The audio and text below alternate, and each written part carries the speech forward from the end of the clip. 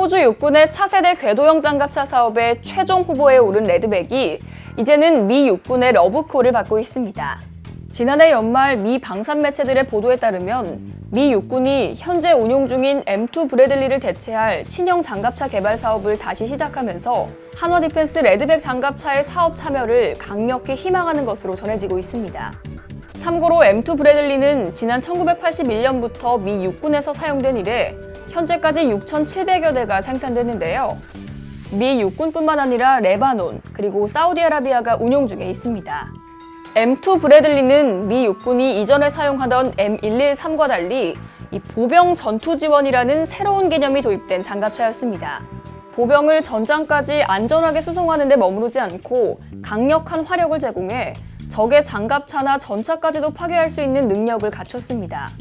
특히 지난 1990년 걸프전 당시 M2 브래들리 장갑차는 4일 동안 벌어진 100시간 지상전에서 25mm 기관포와 토 대전차 미사일을 이용해 이라크군의 전차와 장갑차를 파괴하며 전장을 주도했습니다.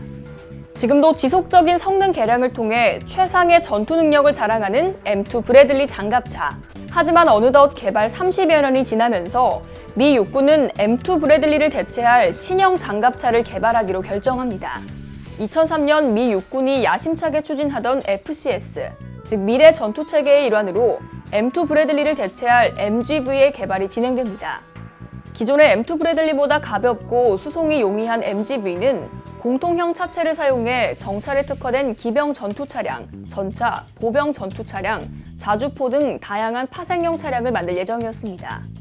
하지만 우리나라 돈으로 35조 원 넘게 예산이 들어간 미 육군의 미래 전투 체계는 기술적 한계로 결국 실패하게 됩니다. 결국 2010년 미 육군은 G12 보병 전투 차량이라는 이름으로 M2 브래들리 대체 장갑차 개발을 이어갑니다. 하지만 이 사업도 2014년 2월에 취소되는데요. 한동안 공백기를 가졌던 M2 브래들리 대체 장갑차 개발은 미 육군이 다영역 작전을 새로운 군사교류로 채택하면서 OMFB로 이름이 새롭게 바뀌었고 중요성도 높아졌습니다. OMFV란 선택적 유인 전투 차량의 영어 약자로 이름 그대로 유인 혹은 무인으로 운용될 수 있는 독특한 차세대 장갑차입니다.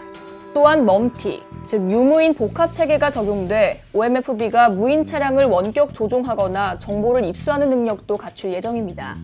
여기에 더해 미 육군은 OMFV에 기존 M2 브래들리에 달린 25mm 기관포보다 구경이 2배 큰 50mm 기관포를 탑재할 예정입니다.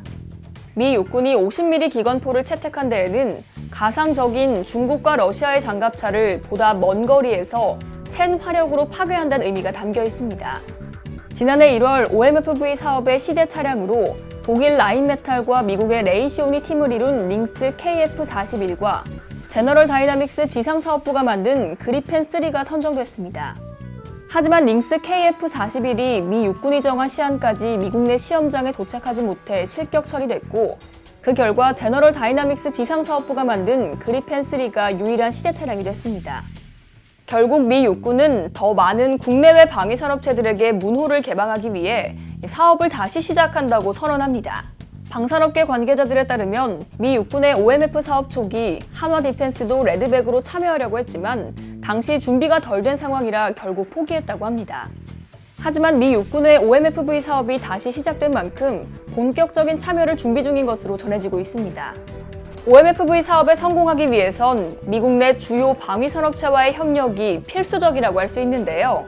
한화 디펜스가 과연 어떤 미국 방위산업체와 손을 잡을지도 관심의 대상입니다. 이상 K디펜스였습니다.